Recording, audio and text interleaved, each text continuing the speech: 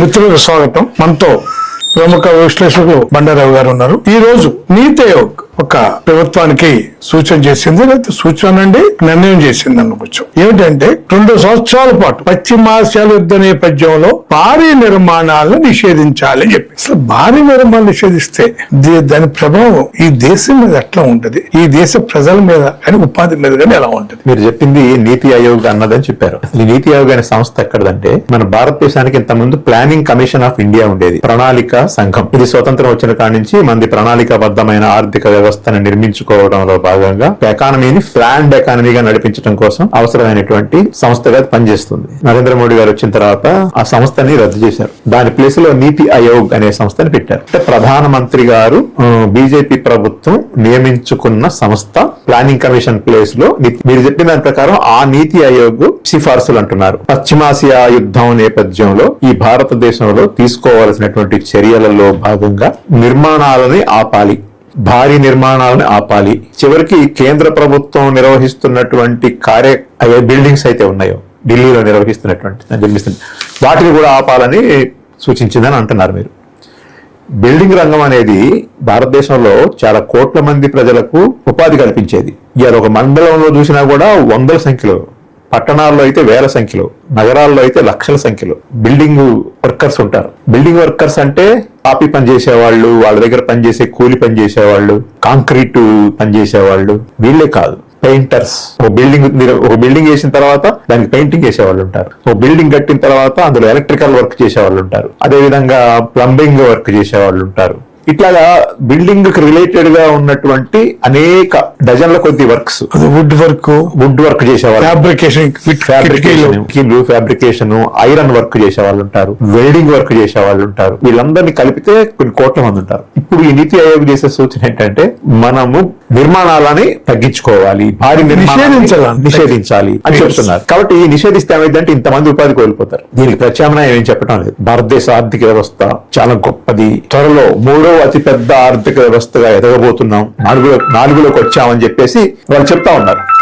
అంటే వాళ్ళు ఆ రకంగా చెప్తున్నారు, మేము 3వ ఆర్థిక వ్యవస్థగా కూడా ఎదిగిపోతామని చెప్తున్నారు. మరి 3వ ఆర్థిక వ్యవస్థ ఎదగటం వల్ల ఈ దేశంలో బాగుపడుతున్న వాళ్ళు ఎవరు అనేది కూడా అర్థం చేసుకోవాలి కదా. కాబట్టి మనం గమనంలో పెట్టుకోవాల్సింది ఏంటంటే వీళ్ళు చెప్పే 4వ ఆర్థిక వ్యవస్థ, 3వ ఆర్థిక వ్యవస్థ, దీనివల్ల ఎవరు బాగుపడతారు, ఎవరికి మేలు జరుగుతుంది అనేది చూసినప్పుడు ఇన్ని ఆంక్షలు ఎందుకు చెప్పాలా, ఇంతమంది ఉపాధిని ఎందుకు పోగొట్టాలా, ఎందుకు ఇంత ఇది చేయాల్సిన అవసరం ఉంది. కాబట్టి అవసరం అయితే రేపొద్దున నీతి ఆయోగ్ చెప్పిందనే పేరుతో బలవంతంగా ఓ ఎమర్జెన్సీ లాగా విధించి వీటిని అమలు చేయడానికి పూనుకుంటే, ఇప్పుడు సుతారి పని చేసేవాడికి మనం ఏమంటున్నాం, సిమెంట్ పని చేసేవాడు పనిపోయింది అంటున్నాం. అంతవరకు ఆగదు. సిమెంట్ పని చేసేవాడు పనిపోయింది కదా కాదు, సిమెంట్ ని మోసుకొచ్చే ట్రాన్స్పోర్ట్ ఉంటది, సిమెంట్ ను ఉత్పత్తి చేసే సిమెంట్ పరిశ్రమ ఉంటది, మరి దానికి కూడా పని ఉంటదిగా. అక్కడ సిమెంట్ ని ఎక్కడ తయారు చేయడం కోసం సున్నపు రాయి గనుల నుంచి అక్కడి నుంచి తీసుకొస్తారు ముడి సరుకుని, అక్కడ పని పోతుంది కదా, అక్కడ ట్రాన్స్పోర్ట్ పోతుంది కదా. అంటే సిమెంట్ అంటే ఎన్ని లక్షల మంది ఉన్నారు అందులో. ఎలక్ట్రిసిటీ పనిచేసే వాళ్ళకి పని పోతుంది, ఎలక్ట్రీషియన్ల కంటే అర్థం ఆ వైర్లు అమ్మేవాళ్ళు, ప్లగ్లు అమ్మేవాళ్ళు, బల్బులు, స్విచ్లు ఇవన్నీ అమ్మేటువంటి షాప్ ఉంటది. ఆ తర్వాత ఆ షాప్ కి తీసుకొచ్చే ట్రాన్స్పోర్ట్ ఉంటుంది, ఆ వాటిని ఎలక్ట్రికల్ వస్తువులు తయారు చేసే యంత్ర పరికరాల సంస్థ ఉంటది. అట్లానే సిమెంట్, ఎలక్ట్రిసిటీ అని నేను చెప్పాను, ప్లంబింగ్ వర్క్స్ ఉంటాయి, కలర్స్ తయారు చేసే వాళ్ళు ఉంటారు, కలర్ల పరిశ్రమ ఉంటది, ఇన్ని రకాలైనటువంటి ఉంటాయి. మళ్ళీ దీనికి అనుబంధ పరిశ్రమలు వాటిలో ఉండేవాడు. చూడండి ఎన్ని కోట్ల మంది ఉంటారు. వీళ్ళందరూ ఉపాధి పోయిన తర్వాత ఏం జరుగుతుందంటే, లేదు వాళ్ళ ఆదాయం తగ్గిపోయిన తర్వాత ఏం జరుగుతుందంటే, వాళ్ళ కొనుగోలు శక్తి, వాళ్ళ కుటుంబాల దగ్గర డబ్బు ఉండదు, వాళ్ళు మార్కెట్ కు వెళ్లరు, మార్కెట్ లో వాళ్ళు సరుకులు కొనరు. ఫలితంగా ఏం జరుగుతుంది, మార్కెట్ లో పారిశ్రామిక వస్తువుల యొక్క కొనుగోళ్లు తగ్గిపోయి అవన్నీ కూడా షాపులలో, గొడౌన్లలో మిగిలిపోతాయి. అవి మిగిలిపోయిన తర్వాత పరిశ్రమల నుంచి వచ్చేటువంటి ఉత్పత్తి కూడా ఆగిపోద్ది. ఎప్పుడైతే గొడౌన్లలో సరుకంతా అమ్ముడుపోతుందో, షాపుల్లోనూ సరుకంతా అమ్ముడుపోద్దు, మళ్ళీ కొత్త సరుకు కోసం ఆర్డర్ పెడితే మళ్ళీ పరిశ్రమలు కొత్త సరుకును ఉత్పత్తి చేయాలి. ఎప్పుడైతే నీకు ఇది ప్రజల దగ్గర డబ్బు లేకుండా పోతుందో, ప్రజలు ఎప్పుడైతే కొనుగోలు చేయడం తగ్గిపోతుందో, వస్తువులన్నీ కూడా షాపులలో, గొడౌన్లలో ఉండిపోయిన తర్వాత కొత్త వస్తువులు తయారీ ఉండదు, పరిశ్రమలు మూతపడతాయి. నిరుద్యోగ సమస్య మొత్తం దేశవ్యాప్తంగా పెరిగే ప్రమాదం ఉందా? నిరుద్యోగ సమస్య కూడా పెరుగుతుంది. ఎందుకంటే కొత్తగా ఉద్యోగాలు రావు. ఒక పరిశ్రమ మూతపడి, ఒక సిమెంట్ పరిశ్రమ మూతపడింది, ఒక ఎలక్ట్రికల్ పరిశ్రమ మూతపడింది, ప్రజల దగ్గర కొనుగోలు శక్తి లేకపోవటం వల్ల బట్టలు 10 జతలు కొనుక్కునేవాడు 5 జతలే కొనుక్కుంటాడు, 5 జతలు కొనుక్కునేవాడు 2 జతలతో సరిపెట్టుకుంటాడు. అప్పుడు బట్టల పరిశ్రమ కూడా మూతపడుతుంది. బట్టల పరిశ్రమ మూతపడితే పత్తి పండించే రైతు కూడా ఇది ఉంటుంది. వాళ్ళు ఇప్పుడు బయట నుంచి పత్తి తీసుకొస్తా ఉంటున్నారు, ఆ పత్తితో తయారు చేస్తా ఉంటున్నారు. ఆ రకంగా వాళ్ళు పెద్ద పెద్ద పరిశ్రమాధిపతులు బాగుపడవచ్చు కాక, కానీ వాడు తయారు చేసిన దాన్ని కొనుగోలు చేసేటువంటి శక్తి ఉండాలి కదా. భారతదేశం ఆర్థికంగా బలపడాలంటే, ఒక బలమైన దేశంగా ఆ భారతదేశం ఎదగాలంటే భారత ప్రజల చేతుల్లో 145 కోట్ల మంది ప్రజల చేతుల్లో పుష్కలంగా డబ్బు ఉండాలి. డబ్బుంటే వాళ్ళ పిల్లల్ని చదువులకు పంపిస్తారు. అప్పుడు పుస్తకాలు, వాటి కొనుగోళ్లు, బట్టలు అన్ని అది ఉంటది. వైద్యం చేయించుకుంటారు, అదే సందర్భంగా ఒక ఇల్లు కట్టుకుంటారు, లేకపోతే ఇంట్లో కావాల్సినటువంటి వస్తువులు కొనుక్కుంటారు. అది కొనుగోలు శక్తి పెరగడం వల్ల ఉత్పత్తి కూడా పెరుగుతుంది, మార్కెట్ పుంజుకుంటది. ఇదంతా ఒక సర్కిల్. ఈ సర్కిల్ ఉంటది. పెట్టుబడిదారీ ఆర్థిక వ్యవస్థలో ఎప్పుడు ఏం చేస్తారంటే కొద్దిమంది పెట్టుబడిదారులకు ప్రయోజనాలు చూస్తారు తప్ప ప్రజల కొనుగోలు శక్తి. మోడీ గారి ఆర్థిక విధానం ఏంటి? మోడీ గారి ఆర్థిక విధానాలు ఎక్కడ కూడా ప్రజల కొనుగోలు శక్తి పెంచేటువంటి చర్యలు ఎక్కడ కనపడవు మనకి. ఈ రకంగా ఉపాధి కోల్పోతారు. రసాయనిక ఎరువులు వాడకం తగ్గించండి ఆయన వెబ్సైట్ పెట్టాడు. రసాయనిక ఎరువులు వాడుతూ తగ్గితే మంచిదే కదా, ఎందుకంటే పొల్యూషన్ లేకుంటే ఆహార ధాన్యాలు, ఈ రసాయనిక ఎరువులు ఒక అవశేషాలు ఏమి ప్రమాదం కాదు, మంచిదే కదా అలా అనుకుంటున్నారు కొంతమంది తెలియని మధ్యతరగతి వాళ్ళు. వాడేది మనం ఇప్పుడు కూరగాయలు పండించడం కాదు, రకరకాల వస్తువులు, కాయగూరలే కాకుండా వాణిజ్య పంటలు, లేకపోతే ధాన్యము, గోధుమలు, ఆహార పంటలు ఎన్ని ఉన్నాయి కదా. వీటి యొక్క ఉత్పత్తి పెరగడానికి కారణం ఏంటంటే పురుగు మందులు, ఎరువులు వాడకం అనేది కూడా ఒక కారణం. కాబట్టి నువ్వు అది వాడద్దు, సేంద్రియ వ్యవసాయమే చేయాలని అనుకునేటట్టయితే నువ్వు దాన్ని ఎంకరేజ్ చేయాలి కదా. దాన్ని ప్రత్యామ్నాయంగా ఈ పాటికే నువ్వు దాన్ని అభివృద్ధి చేసి ఉండాలి కదా. క్రమ పద్ధతిగా నువ్వు అన్ని పెంచుకుంటా వచ్చి అది ప్రత్యామ్నాయంగా వచ్చిన తర్వాత నువ్వు దీన్ని రద్దు చేస్తే బాగుంటుంది. శ్రీలంకలో ఏం చేశారు గతంలో? శ్రీలంకలో 10 ఏళ్ల క్రితం 5 ఏళ్ల క్రితం ఏం చేశారు? ఒకేసారి సేంద్రియ ఉత్పత్తి అని చెప్పి ఆర్గానిక్ ప్రొడక్ట్స్ ఆర్గానిక్ వ్యవసాయం అని చెప్పి ఒక్కసారి తీసుకొచ్చి ఇంపోర్ట్ చేశారు. మొత్తం దాన్ని ఆపేశారు. ఏం జరిగింది? ఆహార సంక్షోభం వచ్చింది, ఆహార ధాన్యాల ఉత్పత్తి పడిపోయింది, వ్యవసాయ ఉత్పత్తి పడిపోయింది. రేపు ఇదే పని కనుక సడన్ గా మన భారతదేశంలో కనుక చేస్తే భారతదేశంలో కూడా వ్యవసాయ ఉత్పత్తులన్నీ పడిపోతాయి, ఆహార ఉత్పత్తులు కూడా పడిపోతాయి. వాణిజ్య వ్యవసాయమే కాదు, ఆహార ఉత్పత్తులు కూడా పడిపోతే నీకు ఆహార సంక్షోభం వస్తుంది. ఒక ప్లానింగ్ ఉండాలి కదా. ఆ ఎరువులు బంద్ చేస్తే ఏమవుతుంది? ఆహార దిగుబడి తగ్గిపోద్ది, సంక్షోభం వస్తుంది. ఆహార దిగుబడి తగ్గిపోతే ఆహార సంక్షోభం. ఈ భారతదేశంలో ప్రజలకి ఎంత తిండి గింజలు కావాలి, ఎంతమంది ప్రజలు ఉన్నారు, ఎన్ని టన్నులు, ఎన్ని లక్షల టన్నుల బియ్యం కావాలి, ఎన్ని లక్షల టన్నుల గోధుమలు కావాలి, ఇది ఒక ప్లాన్ కదా. ఇది కాకుండా విదేశాలకు మనం ఎంత ఎగుమతి చేయాలి, దాంట్లోంచి మనం ఎంత విదేశీ మారక ద్రవ్యాన్ని సంపాదించుకోవాలి, విదేశీ మారక ద్రవ్యం ద్వారా మనం ఎలా బలపడాలి, అంతర్జాతీయ వ్యాపారంలో ఎగుమతులు దిగుమతులు క్రమంలో మన ఎగుమతులు ఎక్కువగా ఉంటే, దిగుమతులు తక్కువ ఉంటే మనకు మిగుల్లో ఉంటాం. మనం ఎక్కువగా ఉత్పత్తి చేసుకుంటేనే ఆ ఉత్పత్తి మనకే సరిపోవడంత లేనప్పుడు, ఎగుమతులు చేయలేని పరిస్థితి ఉన్నప్పుడు, అన్ని దిగుమతులు అయినప్పుడు ఏమైంది? ఇప్పుడు వీళ్ళు ఇంకా దిగుమతులు పెంచే వ్యవహారం చేస్తున్నారు తప్ప ఎగుమతులు పెంచే వ్యవహారం చేయటం లేదు. కాబట్టి ఏంటంటే ఇది కూడా ఒకటి గమనంలో పెట్టుకోవాలా. ఆయిల్ సంక్షోభం అంటున్నారు, ఆయిల్ వాడద్దు అంటున్నారు, మన పెట్రోల్ డీజిల్ అంటున్నారు. పబ్లిక్ ట్రాన్స్పోర్ట్ సిస్టమ్ ని డెవలప్ చేసే కార్యక్రమం ఏమైనా చేసిందా మోడీ గారు? ఉన్న పబ్లిక్ ట్రాన్స్పోర్ట్ సిస్టమ్ ను, వివిధ రాష్ట్రాల్లో ఉన్న పబ్లిక్ ట్రాన్స్పోర్ట్ సిస్టమ్ ని ఇవాళ దించేటువంటి మోటార్ వెహికల్ చట్టం తీసుకొచ్చావు. లేదు, దేశవ్యాప్తంగా కూడా పబ్లిక్ ట్రాన్స్పోర్ట్ సిస్టాన్ని పెంచే ప్రయత్నం. ఇప్పుడు ఉదాహరణకి హైదరాబాద్ లో ఇంకొక 2-3 మెట్రో ప్రాజెక్టులు కావాలని అడుగుతున్నారు. నువ్వు ఎప్పుడైనా దానికి రూపాయి నిధులు ఇచ్చావా? నిధులు ఇస్తే మెట్రో రైళ్లు ఇంకో 3 వస్తే సంగారెడ్డి వైపు, పటాన్ చెరువు వైపు గానీ, అటు మేడ్చల్ వైపు గానీ 2-3 మెట్రో ట్రైన్స్ అన్ని రాష్ట్ర ప్రభుత్వం నిర్మించుకున్నాయి కదా. నువ్వు కూడా ఫుల్ ఫ్లెడ్జ్డ్ గా ఇస్తే అది ఓకే. అప్పుడు అందరూ మెట్రో ట్రైన్లు ఎక్కుతారు, దానివల్ల పొల్యూషన్ పెరగకుండా ఉంటుంది కదా. ప్రజా రవాణా వ్యవస్థని పెంపొందించే పద్ధతుల్లో నువ్వు ఎప్పుడైనా నిధులు కేటాయించావా? ఏదో ఒకటి 2 వందే భారత్ ట్రైన్స్ గురించి చెప్తున్నారు తప్ప ఎగువ మధ్య తరగతి డబ్బులున్న వాళ్ళు ప్రయాణం చేసేది అది. కానీ ఈ దేశంలో ఉండే 80% మంది ప్రజలు ప్రయాణం చేసేది ఏంటి? ఆ స్లీపర్ బోగీలు, జనరల్ బోగీలు, రైళ్లు కావాలి. రైళ్ల సంఖ్య పెంచావా తగ్గించావా? రైళ్ల సంఖ్య తగ్గింది, ప్యాసింజర్ రైళ్ల సంఖ్య తగ్గింది. పెరిగితే అవి పెరిగి ఉండొచ్చు, వందే భారత్ రైలు పెరిగి ఉండొచ్చు, దానివల్ల ఎక్కడ కాలుష్యం తగ్గుద్ది. కాబట్టి నువ్వు రైళ్ల సంఖ్యను పెంచవయ్యా, లేదు స్లీపర్ బోగీల సంఖ్య పెంచు, జనరల్ బోగీల సంఖ్య పెంచు, ఎక్కువ మంది ప్రయాణికులు రైల్వే నెట్వర్క్ మీద ఆధారపడేటట్టుగా ఇంకా పెంచు. ఒక వందే భారత్ రైలు వేస్తే ఎంతమంది ఎక్కుతారండి? ఒక రైల్లో మామూలు జనరల్ రైలు కొన్ని వేల మంది ఎక్కుతారు. లేదు ఉన్న రైళ్లలో ఒక 4 జనరల్ కంపార్ట్మెంట్లు పెట్టు. సరే, ట్రాన్స్పోర్ట్ ఇబ్బంది అండి, కరెక్ట్.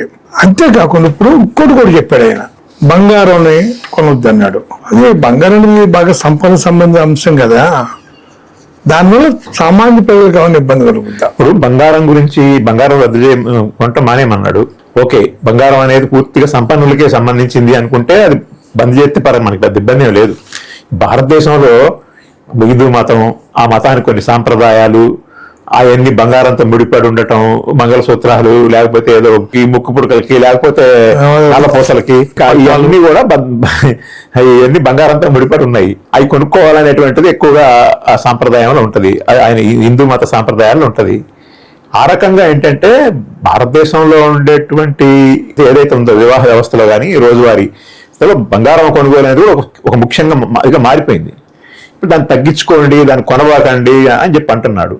ఇప్పుడు ఆయిల్ కొనొద్దు, పెట్రోల్ కొనొద్దు, వంట నూనెలు కొనొద్దు, బంగారం కొనొద్దు, భవన నిర్మాణాలు చేయొద్దు, ఎరువులు వాడొద్దు. ఆర్థిక వ్యవస్థ పుంజుకోవడానికి కారణాలు ఇవని చెప్తున్నాడు. మనమేం చెప్తున్నామంటే ఆర్థిక వ్యవస్థ పుంజుకోవాలంటే ప్రజల యొక్క ఆదాయాలు పెంచేటువంటి పద్ధతుల ద్వారా మార్కెట్ పుంజుకునేటట్టు చేయాలి. స్వదేశీ డిమాండ్ పెరగాలి.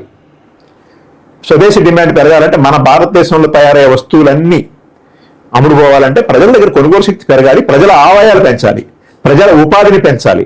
వాళ్ళకి విద్యా వైద్యం కనుక నువ్వు ఫ్రీగా నాణ్యమైన విద్యా వైద్యం ప్రభుత్వం నుంచి ఇచ్చావనుకో, ఆ డబ్బులను మిగులుతాయి. విద్య మీద వైద్యం మీద పెట్టే డబ్బులు సగం కంటే పైన ఉంటున్నాయి ఒక్కొక్క కుటుంబంలో. ఆ డబ్బంతా మిగిలితే ఏం చేస్తారు? బట్టలు, చెప్పులు, ఇంకా రకరకాలైనటువంటి వస్తువులు కొనుక్కుంటారు, కుటుంబ అవసరాలు కొనుక్కుంటారు. ఆ రకంగా మార్కెట్ పెరుగుద్ది. అంటే ప్రభుత్వం జోక్యం చేసుకొని ప్రజల యొక్క ఖర్చు ప్రభుత్వం నుంచి ఇదయ్యేలా చూసుకుంటే ప్రజలు ఆ డబ్బుని వేరే వైపు పెంచుతారు. ప్రజలకు ఉపాధి, నువ్వు ఉద్యోగాలు ఇవ్వటం. ఇప్పుడు ఈయన 10 పాయింట్లు చెప్పాడు. 10 పాయింట్లు దేశ ఆర్థిక వ్యవస్థ పుంజుకుంటుంది అంటారా, మరింత బలహీనపడద్దు అంటారా? ఇవన్నీ బలహీనపడే పనులే కదా. కొండనాలికి మందేస్తే ఉన్ననాలికి ఊడిపోయిందని సామెత చెప్తారు. అలాగుంది ఇదంతా కూడా. ఎక్కడ కూడా బలం పుంజుకునేటువంటిది లేదు. ఒక పక్కనేమో బ్రహ్మాండంగా బలం పుంజుకుంది. ఎవరు పంచుకుందంటే అంబానీలు పుంజుకున్నారు, అదానీలు పుంజుకున్నారు, అలాంటి వాళ్ళు ఇంకొక 4-5 కుటుంబాల వాళ్ళు పుంజుకున్నారు. వాళ్ళ గ్రేడ్ పెరుగుతూ ఉంది. ప్రపంచంలో వాళ్ళ యొక్క సంపన్నులు డెవలప్ అవుతున్నారు. సంపద మొత్తం కూడా 1% దగ్గర సంపద మొత్తం 78% సంపద పోగుపడుతుంది. సంపద కేంద్రీకరణ జరిగితే ఏమైంది? దేశం దెబ్బతింటది. ప్రజల దగ్గర సంపద అంతా ఒక దగ్గరికి పోతుంది. ప్రజల దగ్గర సంపద ఉంటే, ప్రజల దగ్గర ఆదాయం ఉంటే మార్కెట్ పుంజుకుంటది. ఎప్పుడైనా సరే సోషలిస్ట్ ఎకానమీ అదే చెప్తుంది. సోషలిస్ట్ ఎకానమీ ఏం చెప్తుందంటే, సోషలిజం ఏం చెప్తుందంటే, మార్క్సిజం, కార్ల్ మార్క్స్ చెప్పినటువంటి మార్క్సిజం ఏం చెప్తుందంటే, ప్రజల యొక్క కొనుగోలు శక్తి పెరిగితే, ఉపాధి పెరిగితే, ప్రజల దగ్గర డబ్బు బాగా ఉంటే, వాళ్ళు వ్యవసాయ ఉత్పత్తులు, పారిశ్రామిక ఉత్పత్తులు, సేవా రంగాల మీద విపరీతంగా డబ్బు ఇన్వెస్ట్ చేస్తారు. ఆ డబ్బు మొత్తం మార్కెట్లోకి వస్తుంది, మార్కెట్ పుంజుకుంటది. మళ్ళీ ఏమైంది? మళ్ళీ ఉత్పత్తులు పెరుగుతాయి, మళ్ళీ ఎక్కువ ఉత్పత్తి చేయాల్సి వస్తుంది. ఎక్కువ ఉత్పత్తి చేయాల్సి వచ్చినప్పుడు ఇంకా ఉద్యోగాలు పెరుగుతాయి, ఉత్పత్తి చేయాల్సిన ఉద్యోగాలు పెరుగుతాయి. ఇదేంటిది? ఉత్పత్తి తగ్గిపోవటం, ఉపాధి తగ్గిపోవటం, పరిశ్రమలు మూతపడటం, ఇది తప్ప ఏమి లేదు కదా. కాబట్టి ఈ మోడీ గారు చెప్పే చిట్కాలు ఏవి కూడా పనికొచ్చే చిట్కాలు కాదు. ఇవన్నీ కూడా పనికొచ్చే చిట్కాలు ఉన్నాయి. సోషలిస్ట్ ఆర్థిక వ్యవస్థ వేత్తలు చెప్పేటువంటి చిట్కాలు ఉన్నాయి. ప్రధానంగా ప్రజల కొనుగోలు శక్తిని పెంచేటువంటి, ప్రజల ఉపాధిని పెంచేటువంటి, ఉపాధి అవకాశాలను పెంచేటువంటి పద్ధతుల్లో ప్రభుత్వం యొక్క ఆయన 50 లక్షల కోట్ల రూపాయల బడ్జెట్ పెడుతున్నారు. 50 లక్షల కోట్ల రూపాయలు, 60 లక్షల కోట్ల రూపాయల బడ్జెట్ ప్రవేశపెట్టేటప్పుడు ప్రజలకు ఉపయోగపడేది ఏదన్నా ఉండాలి కదా. అందులో ప్రజలకు ఉపయోగపడే వాటిని ఇన్వెస్ట్ చేయాలి కదా. విద్యా వైద్యం మీద నువ్వు ఎక్కువ ఇన్వెస్ట్ చేయి, ఈ దేశం బాగా బలోపేతం అవుతుంది, ప్రజల మీద భారం చాలా తగ్గుతుంది. అలాంటి పనులు చేయాలి కదా. లేదు కొత్తగా పరిశ్రమలు, ఈ దేశంలో ఎక్కడెక్కడ ఏమేమి ముడిసరుకు దొరుకుద్దో ఆ ముడిసరుకుకి రిలేటెడ్గా ఉండేటువంటి పరిశ్రమలు పెట్టు, అభివృద్ధి అవుతుంది కదా.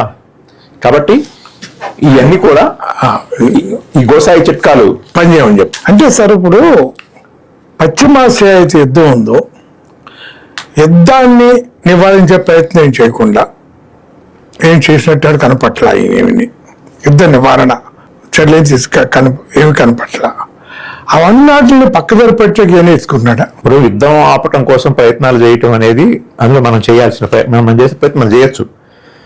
ఇప్పుడు ఏంటంటే రష్యా నుంచి ఆయిల్ మనం కొనుక్కునేవాళ్ళం, కొద్దిగా చీప్గా కూడా వచ్చింది అనేది మన అందరికి తెలుసు. రష్యా నుంచి ఆయిల్ కొనద్దు మేము అమ్మము అని చెప్పి రష్యా వాళ్ళు చెప్పారా? చెప్పలా. వాళ్ళు అమ్ముతూనే ఉన్నారు. వాళ్ళు ఎంత కొనుక్కుంటే అంత అమ్మారు. బంద్ చేసింది ఎవరు? మనమే. ఎందుకు బంద్ చేసాం? ట్రంప్ గారు సర్వ్ ఇచ్చారు కాబట్టి. ట్రంప్ బంద్ చేయమన్నాడు కాబట్టి బంద్ చేసాం. ఎవరికి నష్టం? మనకే నష్టం. ఇరాన్ మనకి చాలా బలమైన మిత్ర దేశం. చాలా దశాబ్దాల నుంచి మనం వాళ్ళకి ఇరాన్ శతాబ్దాల నుంచి దశాబ్దం ఉంది. ఆ రకమైనటువంటి వాళ్ళు కూడా మనకి డాలర్లలో కాకుండా మన రూపాయలలో, వాళ్ళ డినార్లలో, వాళ్ళ కరెన్సీలో, అది కూడా డబ్బులు పే చేయక్కర్లేదు, మీ దగ్గర వస్తువులు కొనుక్కుంటా. మీరు అవసరమైతే మీ దగ్గర వస్తువులు మేము కొనుక్కుంటామంటే మన వస్తువులు కూడా వాళ్ళకి అమ్ముకుంటే మన మార్కెట్కి ఉపయోగం. వాళ్ళు అంత ఆఫర్ ఇచ్చారు, అలా కొనుక్కుంటున్నాం. డాలర్లు వద్దాయా? డాలర్లు అయితే మళ్ళీ మీకు భారం, మీ కరెన్సీ మా కరెన్సీలోనే పెట్టుకుందాం, మీకేం కావాలంటే మీ దగ్గర మేము కొనుక్కుంటాం, వేరే ఆల్టర్నేటివ్ చెప్పారు. చాలా ఉపయోగం కదా. ఇరాన్ దగ్గర ఆయిల్ కొనుక్కోవటం, గ్యాస్ కొనుక్కోవటం చాలా ఉపయోగం కదా, చౌక కదా. ఎందుకు నువ్వు కొనట్లేదు, మనం ఎందుకు కొనట్లేదంటే ఇరాన్ దగ్గర కొనటానికి వీలు లేదని చెప్పి సార్ అన్నారు, ట్రంప్ సార్ అన్నారు. అబ్కి బార్ ట్రంప్ సర్కార్, నమస్తే ట్రంప్, ఈ కార్యక్రమాలన్నీ పెట్టి భారతీయులందరినీ అమెరికాలో ట్రంప్ కోటేయమని చెప్పి క్యాంపెయిన్ చేశారు మన ప్రధానమంత్రి గారు 2 సందర్భాల్లో 3 సందర్భాల్లో. అసలు ఒక దేశపు అంతర్జాతీయ వేరే అంతరంగిక వ్యవహారాల్లో వేరే ప్రధానమంత్రి పోయి జోక్యం చేసుకోడు. అలాంటిది మన ప్రధానమంత్రి పోయి అమెరికా ఎన్నికల్లో ఆమె కమలా హారిస్ కి ఓటేయొద్దు, ట్రంప్ గారికి ఓటేయండి అని చెప్పటం, అంతకంటే ముందు జో బైడెన్ కి అయ్యొద్దు, ట్రంప్ గారికి వేయమని చెప్పి ఆ ఎన్నికల్లో కూడా నేను క్యాంపెయిన్ చేసి భారతీయ ప్రజలంతా చేత ఓట్లు వేయించాడు. ఆయన అక్కడి నుంచి అందరిని ఎలగొట్టే పని చేస్తున్నాడు, అది వేరే విషయం. ఇప్పుడు మన ఆర్థిక వ్యవస్థకు సంబంధించి చూసుకున్నప్పుడు ఏంటంటే వెనిజులా చాలా పెద్ద ఆయిల్ ప్రొడక్షన్ కంట్రీ. వెనిజులా ఉన్న రోజుల్లో, అంటే వెనిజులా ఇవాళ కూడా ఉంది, కానీ వెనిజులాలో ఉన్నటువంటి ఆ దేశ అధ్యక్షుడిని, ఆ దేశ అధ్యక్షుడి భార్యని ఎత్తుకొచ్చేశాడు ట్రంప్ ఎత్తుకొచ్చేసి అమెరికాలో పెట్టేసాడు. ఒక దేశ అధ్యక్షుడిని, ఆ దేశ అధ్యక్షుడి భార్యని పట్టుకొచ్చేశాడు, కిడ్నాప్ చేశాడు. ఇప్పుడు ఆ దేశంలో ఉండే ఆయిల్ అంతా నాదంటున్నాడు. ఆయన అలా అనక ముందు వెనిజులా నుంచి కూడా మనం చాలా కారు చౌకగా ఆయిల్ తెచ్చుకునేవాళ్ళం. ఆ భార్యాభర్తలు ఇద్దరిని పట్టకరాక ముందే, అనేక సంవత్సరాల కంటే ముందే వెనిజులా దగ్గర ఆయిల్ కొనొద్దన్నాడు. మానేశాం. వెనిజులాకు వచ్చిన నష్టం ఎంతో తెలవదు కానీ మన భారతదేశానికి నష్టం. ఇప్పుడు మనం ఎవరి దగ్గర కొనాలా? ఎక్కువ మంది దగ్గర కొనేటువంటి గ్యాస్ గానీ చమురు గానీ మనము అనేక దేశాల నుంచి కొనుగోలు చేసే అవకాశం ఉండాలి. అనేక దేశాలలో చౌకగా కొనుక్కునే అవకాశం ఉండాలి. ప్రతి ఒక్క దేశంతో మనకి సత్సంబంధాలు ఉండాలి, వ్యాపార సంబంధాలు ఉండాలి, సాధ్యమైనంత తక్కువ ధరకు కొనుక్కొచ్చుకునేటట్టు ఉండాలి. డాలర్లలో కాకుండా సొంత కరెన్సీలో వ్యాపారం చేసుకునే అవకాశం ఉండాలి. ఇప్పుడు ఇరాన్ వాడు ఏమంటున్నాడు, నువ్వు యువాన్లలో కొంటే రూపాయలు, యువాన్లలో డాలర్లు చేసుకుందామని చెప్పి అంటున్నాడు. కానీ మరి మన దేశంలో ఉండే రిలయన్స్ వాడు కేజీ బేసిన్ లో తవి తీసేటువంటి ఆయిల్ ని డాలర్ల రూపంలో వ్యాపారం చేయడం కోసం మన దేశంలో ఉండే ఉత్పత్తులకు కూడా వాడు ఆ రకమైనటువంటి ప్రయత్నం చేస్తున్నారు. అంటే పెట్టుబడిదారులు ఎంతగా బరితెగించి తమ స్వార్థ ప్రయోజనాల కోసం వాళ్ళు ఎట్లా బరితెగిస్తారు, దేశాన్ని ఎట్లా దివాలా తీస్తారు అనే దానికి ఇది ఉదాహరణ. కాబట్టి ఏంటంటే ఈ రోజు చమురు సంక్షోభం, గ్యాస్ సంక్షోభం వచ్చిందంటే దానికి కారణం నరేంద్ర మోడీ యొక్క విదేశాంగ విధానం చాలా లోపభూయిష్టమైంది, మన భారతదేశానికి నష్టదాయకమైంది. కాబట్టి ఆ విధానాన్ని మానుకోవాలి మనం. ఎవరైతే చౌకగా మనకు ఆయిల్ అమ్ముతారో, ఎవరైతే డాలర్లు కాకుండా రూపాయలలో కొంటామంటారో, ఎవరైతే ఇంకా వేరే డాలర్లు తక్కువ కరెన్సీలో ఎక్కువ వచ్చే ఉంటుందో వాళ్ళ దగ్గర మనం కొనుక్కోవాలి కదా. ఇప్పుడు వాళ్ళందరి దగ్గర ఆపేసుకున్నాం. ఇప్పుడు మనం ఎవరి దగ్గర కొనాలా? అమెరికా దగ్గర కొనాలా? ఎవరి దగ్గర కొనాలంటే అమెరికా కంట్రోల్లో ఉన్న దేశాలు కొన్ని ఉన్నాయి. ఇంతవరకు మన విశ్లేషకులు రవి గారు ఈ పశ్చిమాసియా యుద్ధ నేపథ్యంలో మోడీ గారి షరతులు ఈ దేశ ఆర్థిక వ్యవస్థని మరింత దిగజారుస్తుంది అని చక్కగా వివరించారు. ధన్యవాదాలు.